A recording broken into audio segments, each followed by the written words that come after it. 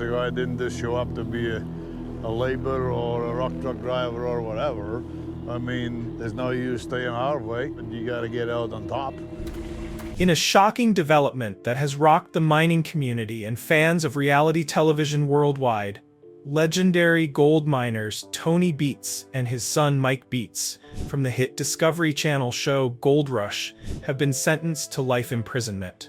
The verdict, delivered yesterday in a packed Yukon Territory courtroom, marks the stunning conclusion to what many are calling the most significant criminal case ever to emerge from the world of reality television mining.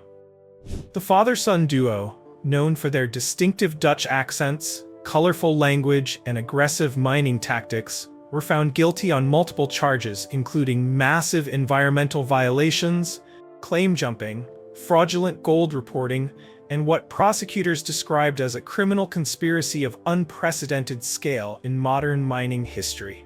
The Beets family's infamous Paradise Hill operation, once showcased as a gold-producing powerhouse on television, has now been revealed as the headquarters of what authorities are calling a criminal empire built on deception and destruction.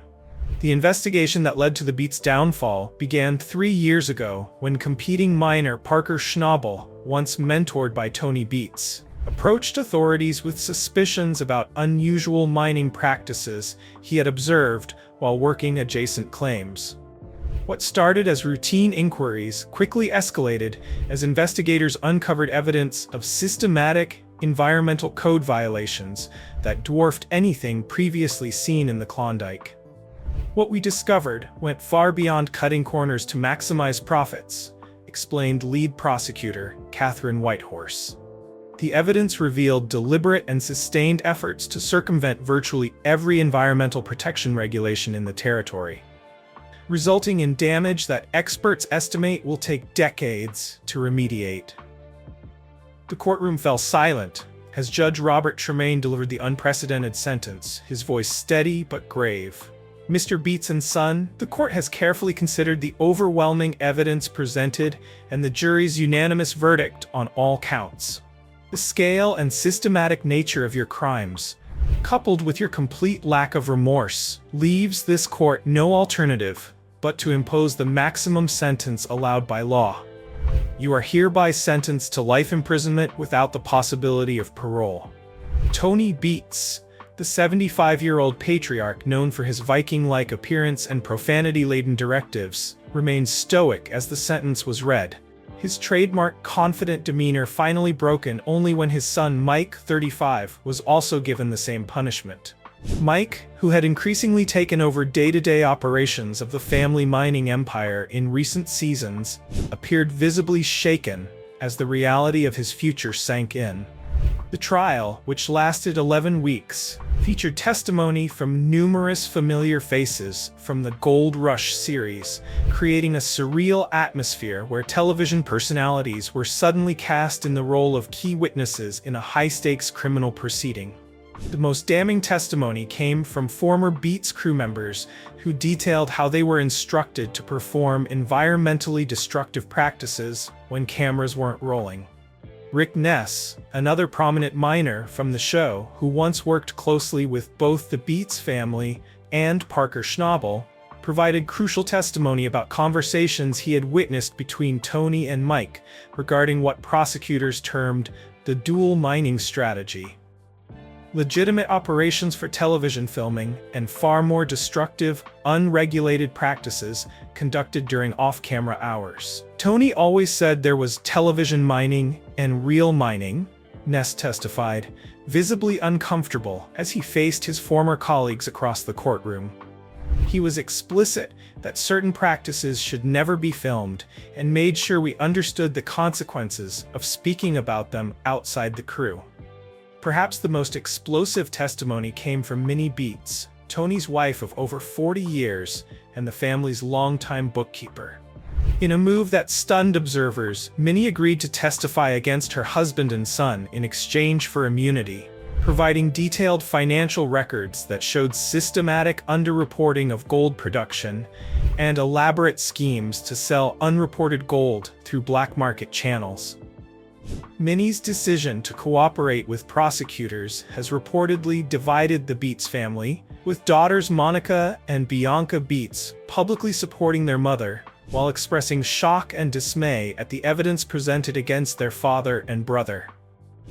Both women were present for the verdict, but declined to speak with media afterward, leaving the courthouse through a private exit. Parker Schnabel, whose initial report sparked the investigation, testified for 3 full days about his observations while working claims adjacent to the Beets operation. The 30-year-old mining prodigy, who began on the show as a teenager, learning the business from his grandfather, detailed numerous instances where he observed suspicious activities at night on Beets-controlled land. "I respected Tony. He taught me a lot when I was starting out," Schnabel testified, maintaining steady eye contact with his former mentor. "But over time, I saw things that couldn't be explained by legitimate mining practices. When water that should have been clear was running black with contaminants onto my claim at 3 a.m., and when test samples from that water showed levels of mercury and other chemicals that aren't used in legal operations, I had a responsibility to report it." The courtroom dynamics were further complicated by the presence of numerous Discovery Channel producers and crew members who were compelled to testify about what they had witnessed while filming the series. Several producers claimed they had no knowledge of illegal activities, while others admitted to suspicions they failed to report out of concern for the show's continued success. Executive producer Christo Doyle, who has appeared on the show's after-show segments, testified that the production team had strict protocols about environmental compliance during filming, but acknowledged they had limited visibility into operations during the extensive off-camera periods. Gold Rush films approximately 15% of the actual mining season, Doyle explained under cross-examination. "We have no way of monitoring what happens during the remaining 85% of the time. We relied on the integrity of our mining operators and their compliance with local regulations." The case has raised serious questions about reality television production oversight, with critics arguing that the financial incentives of successful shows can create environments where illegal activities are implicitly encouraged through lack of scrutiny. Discovery Channel has issued a statement expressing shock at the verdict and denying any knowledge of illegal operations.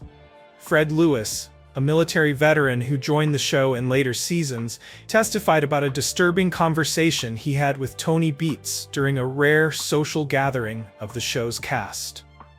Tony was several drinks in and started bragging about how the stupid environmental regulations didn't apply to him because he knew how to work around them. "I thought he was just talking tough," which was his persona on the show. "I never imagined the scale of what was actually happening." The prosecution presented extensive environmental evidence, including before and after satellite imagery of areas mined by the Beets operation, showing massive unauthorized diversions of waterways and destruction of protected wetlands. Environmental scientists testified that some areas had mercury and other heavy metal contamination at levels more than 200 times legal limits. Todd Hoffman, who appeared in earlier seasons of the show before leaving to pursue other ventures, was called as a character witness by the defense, a strategy that backfired spectacularly when prosecutors used the opportunity to question Hoffman about previous conflicts with Tony Beets. "Yes, Tony and I had our differences," Hoffman acknowledged. "He called my operation amateur and inefficient. Looking back, I wonder if that was because I was trying to do things by the book, while he apparently wasn't constrained by regulations." The case took an even more sensational turn when evidence emerged that the Beets operation had allegedly encroached on claims belonging to other miners featured on the show, secretly mining gold from land they didn't own. Dave Turin, who now stars in his own spin-off show Gold Rush: Dave Turin's Lost Mine, testified about discovering unusual excavation patterns along the boundaries of a claim he worked several years ago. "At the time, I couldn't prove anything, but the math wasn't adding up," Turin stated. Areas that should have had recoverable gold based on our testing were coming up empty, as if someone had already been there. Now I understand what was happening. The defense team, led by high-profile attorney Jonathan Blackwood, attempted to portray the case as selective prosecution, driven by jealousy of the Beets family's success and Tony's outsized television persona. This strategy gained little traction as prosecutors methodically presented environmental test results, financial records, and testimony from former employees who participated in the illegal operations. "My client is a colorful character who plays a role for television," Blackwood argued during closing statements. The prosecution has confused Tony Beets, the television personality, with Tony Beets, the businessman. This case represents an unprecedented overreach by authorities who have been influenced by the dramatic portrayal of mining on television rather than the realities of the industry. This defense strategy collapsed entirely when prosecutors played secretly recorded conversations between Tony and Mike Beets, discussing specific techniques to hide environmental violations from inspectors. In one particularly damning recording, Tony could be heard instructing his son on the timing of illegal mercury use to coincide with periods when inspectors were known to be in other regions. Following the verdict, several jurors agreed to speak anonymously about their deliberations. "The evidence was simply overwhelming," said one female juror in her 40s. "We tried to approach the case with an open mind to separate the television persona from the actual business practices. But what we saw and heard demonstrated a clear and consistent pattern of intentional criminal activity." Another juror, a man with background in the mining industry, added, "As someone who understands mining operations, I was shocked by the calculated nature of the violations. This wasn't about making mistakes or misunderstanding regulations. The Beets operation designed their entire business model around circumventing environmental protections to maximize profits. The damage they've caused to Yukon waterways is incalculable." The case has sent shockwaves through the mining community in the Yukon, where the economic impact of gold rush tourism has been significant over the show's run. Local business owners expressed mixed emotions about the verdict, acknowledging the serious nature of the crimes while expressing concern about the potential impact on the region's reputation. "Tony Beets put the Klondike back on the map for a lot of people," said longtime Dawson City resident Marion Clark. "The show brought tourists and interest to our region, but we can't condone the damage that's been done to our land. Mining has always been our livelihood, but responsible mining that respects the environment has to be the standard." As Tony and Mike Beets begin their lives behind bars, questions remain about the future of the family's extensive mining claims and equipment. Prosecutors have indicated that a separate civil proceeding will determine the disposition of assets, with significant portions likely to be liquidated to fund environmental remediation efforts in affected areas. For Discovery Channel, the conviction represents an unprecedented crisis for one of its flagship programs. The network has announced it will continue Gold Rush with its remaining mining operations, though industry insiders question whether the show can maintain its popularity without the outsized presence of the Beets family. Chris Dumit, the beloved former carpenter turned gold room operator who has appeared on the show alongside various mining teams, expressed the sentiment shared by many cast members when approached outside the courthouse. "This is a sad day for everyone involved. Nobody wins here. The land has been damaged, lives have been destroyed, and a shadow has been cast over an industry filled with hard-working, honest people who do things the right way." As corrections officers led Tony and Mike Beets from the courtroom in handcuffs, the elder Beets finally broke his silence, turning to the gallery packed with media, former colleagues, and spectators. In a moment reminiscent of his television appearances, but stripped of all bravado, he simply stated, "The Viking has fallen," before being escorted through the door that would separate him from the mining empire he spent decades building. For fans of Gold Rush, the conviction forces a re-evaluation of episodes watched over the years. with scenes of the Beets family's mining triumphs now cast in a sinister new light. Environmental groups have already begun using clips from the show alongside evidence from the trial to create educational materials about the importance of mining regulations. The case also raises difficult questions about the responsibility of reality television producers to ensure that the activities they film and profit from are conducted legally and ethically. Several network executives from various channels have called for industry-wide discussions about establishing clearer protocols for verifying regulatory compliance in shows featuring extractive industries. Kevin Beets and Monica Beets, Tony's other children who frequently appeared on the show working in the family operation, were not charged in the case after evidence indicated they were not involved in the decision-making regarding illegal practices. Both have released a joint statement expressing shock at the extent of the violations while requesting privacy as they determine next steps for their personal and professional lives. As the Yukon mining community prepares for the upcoming season, without two of its most prominent figures, the consequences of the Beets conviction continue to reverberate through the industry. Local authorities have announced increased inspection protocols for all mining operations, while Discovery Channel has implemented additional compliance officers who will maintain a presence at filming locations even when cameras aren't rolling. The unprecedented life sentences for Tony and Mike Beets stand as a stark warning about the serious consequences of environmental crimes and the dangers of believing that celebrity status might shield wrongdoers from accountability.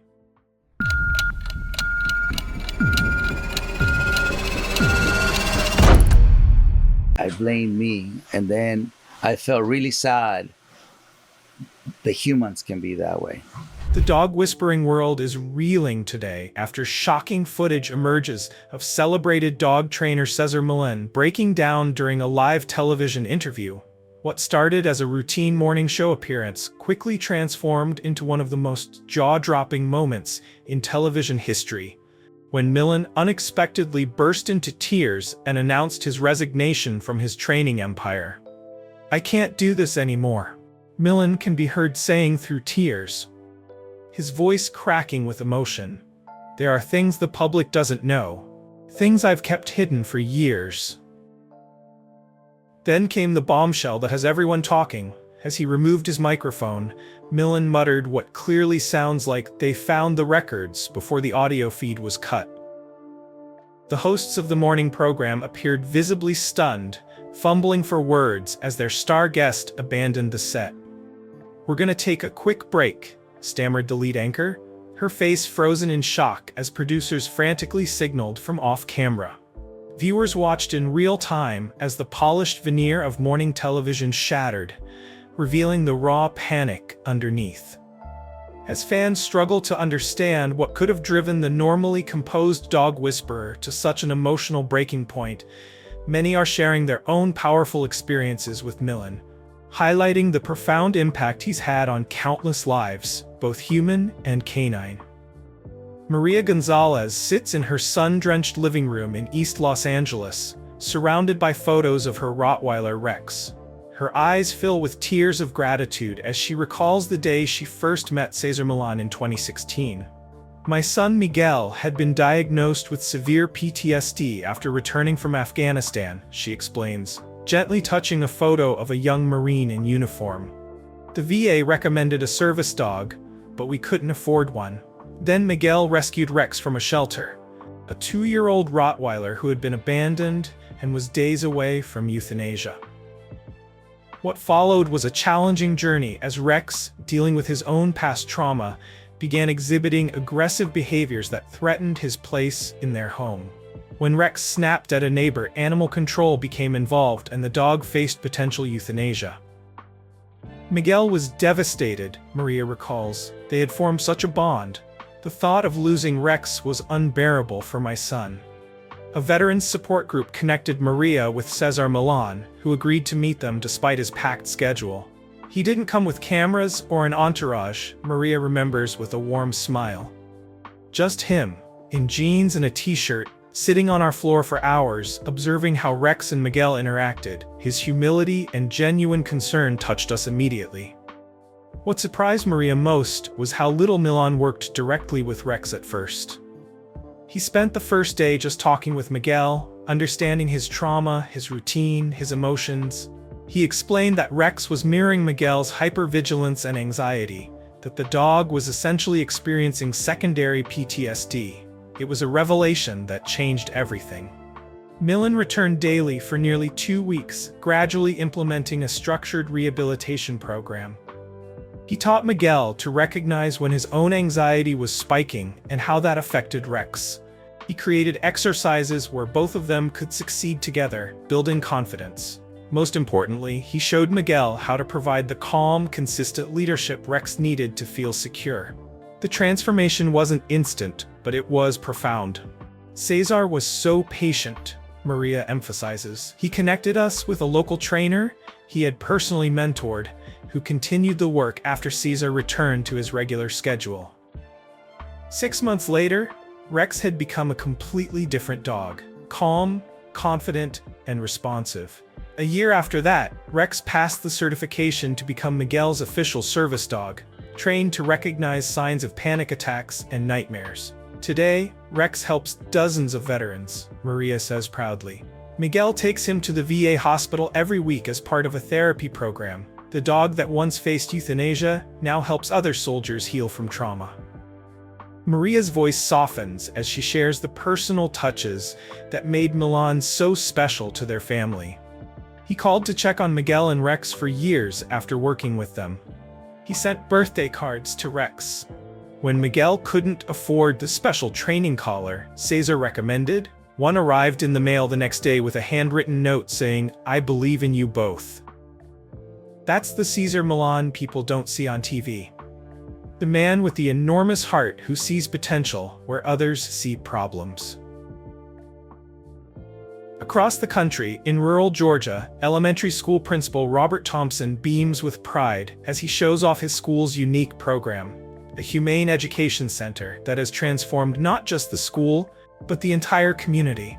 Before Cesar came into our lives, our community had a troubled relationship with dogs. Thompson explains as we walk through the school's courtyard, where children and carefully selected therapy dogs interact during recess.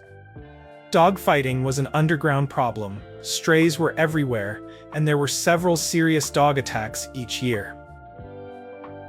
In 2018, when a third grader from the school was injured by an unrestrained dog, the community was divided and looking for solutions. I remembered watching Cesar's shows and how he always emphasized that dog problems are really human problems, Thompson recalls. On a whim, I sent an email to his foundation, never expecting anything to come of it. To Thompson's amazement, Milan himself called 3 days later.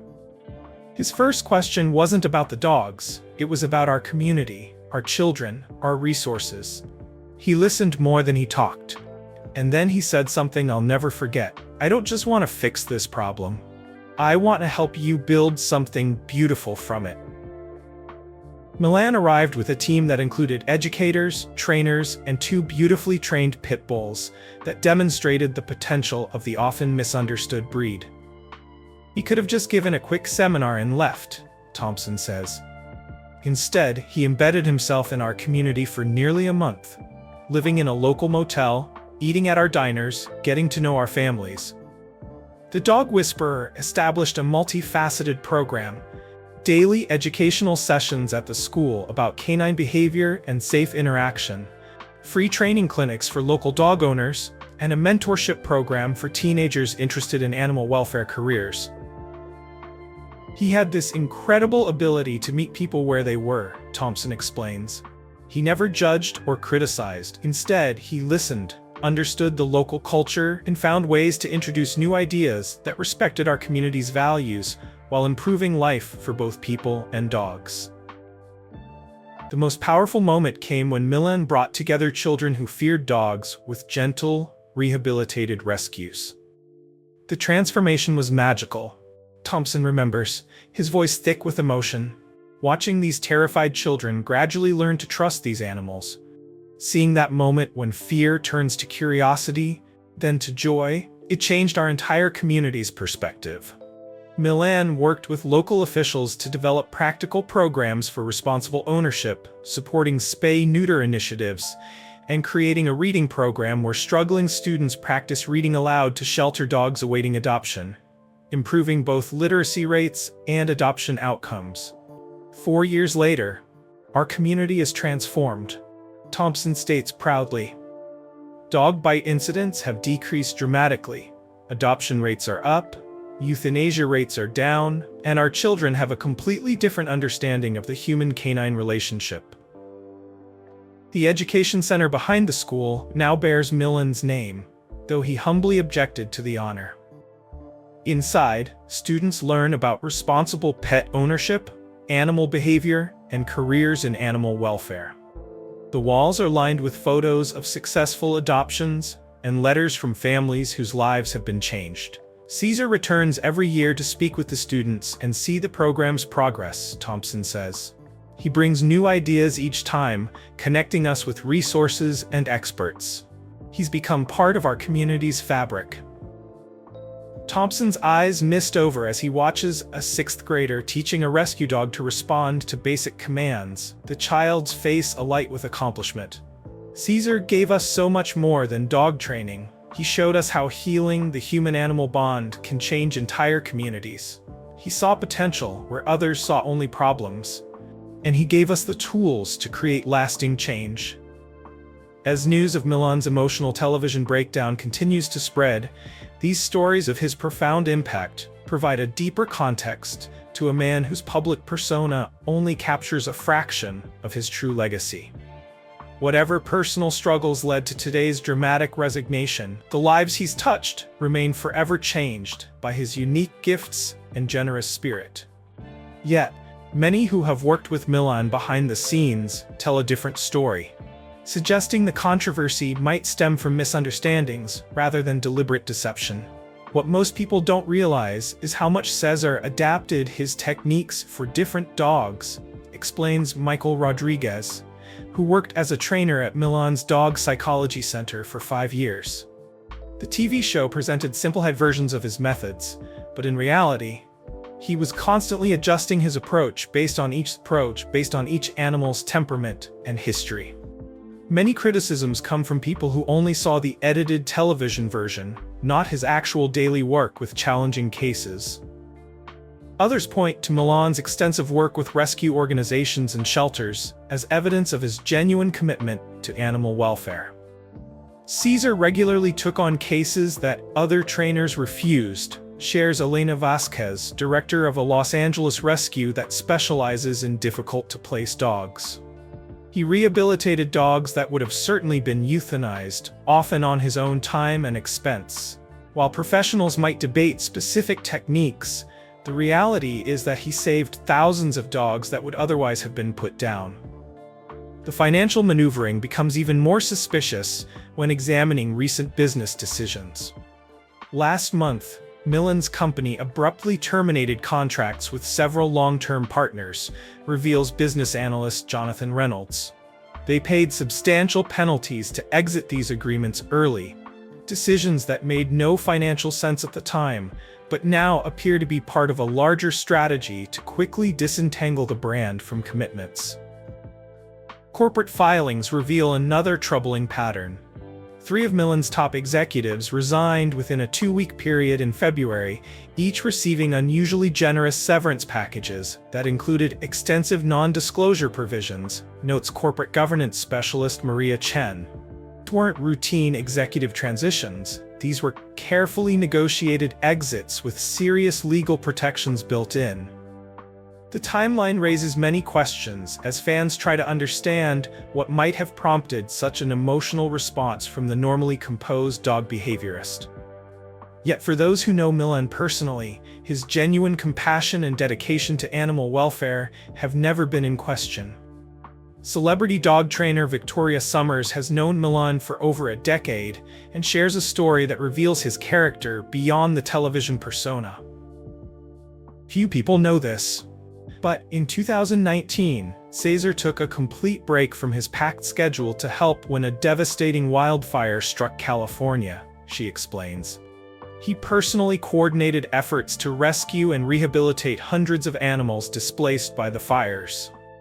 Summers describes how Milan transformed a section of his dog psychology center into an emergency shelter, postponing lucrative appearances to focus on the crisis. He slept on a cot in his office for weeks, working around the clock to help traumatized animals and desperate owners trying to locate their pets. He pulled every string, called in every favor, and used his own resources to reunite families with their beloved animals. What stood out most to Summers was Milan's hands-on approach. He wasn't directing from afar. He was in the trenches, covered in ash and soot, personally entering dangerous areas to search for stranded animals. One night, he spent hours sitting with a severely burned shepherd mix, just talking softly to her and keeping her company when the vets weren't sure she'd make it through the night. She not only survived, but was eventually reunited with her family, who had lost everything else in the fire. The disaster response revealed another side of Milan that few witnessed. He created a special program for children who had lost pets in the fire, Summers recalls. He understood that amid all the chaos and loss, these kids were grieving companions they considered family members. He held therapeutic sessions where children could process their grief while learning to interact with new rescue animals. The healing that happened in those groups was profound. Summers shakes her head at the current speculation surrounding Milan's television breakdown. I don't know what's happening in his personal or professional life right now, but I know the man's heart. The Cesar I know has given his life to creating better relationships between humans and dogs. Whatever challenges he's facing, he deserves grace. His training centers in other countries operate under different animal welfare regulations, explains animal rights attorney Jennifer Walsh. If there are allegations of problematic training methods, the legal ramifications could vary significantly across jurisdictions. What might be merely controversial in one country could be potentially illegal in another. This international exposure creates enormous legal complexity. The business impact is spreading rapidly. Retailers are in a difficult position, explains consumer products analyst Thomas Reed. They're not pulling products from shelves officially, but we're seeing what's called soft distancing, moving merchandise to less prominent locations, reducing order volumes, and quietly preparing contingency plans to replace the product line if necessary. It's the retail equivalent of slowly backing away from someone who might explode. Even more telling is the response from pet product manufacturers who previously competed for Milan's endorsement. Several companies that were in active negotiations for licensing deals have suddenly gone silent, reveals a licensing agent familiar with these discussions.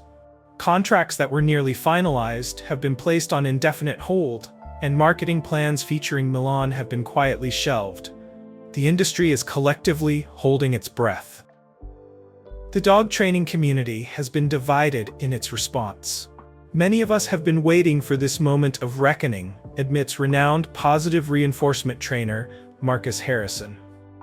The techniques Milan popularized are considered outdated or potentially harmful by many modern trainers, but his celebrity status made it difficult to challenge the approach. There's a generational divide in dog training, and Milan has been the most visible representative of methodologies that many contemporary behaviorists consider problematic. One particularly disturbing account comes from Alexandra Reynolds, who attended a private training session in 2022 with her rescued German Shepherd. "What I witnessed still haunts me," she reveals, visibly emotional. "My dog was struggling with fear aggression after being abused by previous owners. The methods used in the private session were nothing like what I'd seen on TV. When I expressed concern, I was told that cameras change the approach and that real rehabilitation requires more intense methods. I left after 20 minutes, and my dog was traumatized for weeks afterward. When I tried to share my experience online, I received a cease and desist letter within 48 hours." Reynolds isn't alone. Several former clients have begun speaking out despite legal threats. There was an incident in 2021 with a high-profile celebrity client. I can't name names due to NDAs, but their dog was injured during a demonstration of dominance techniques, claims a former facility employee. The entire incident was covered up. The celebrity was paid a significant settlement, medical records were altered to indicate a pre-existing condition, and everyone present was required to sign extensive non-disclosure agreements with severe penalties.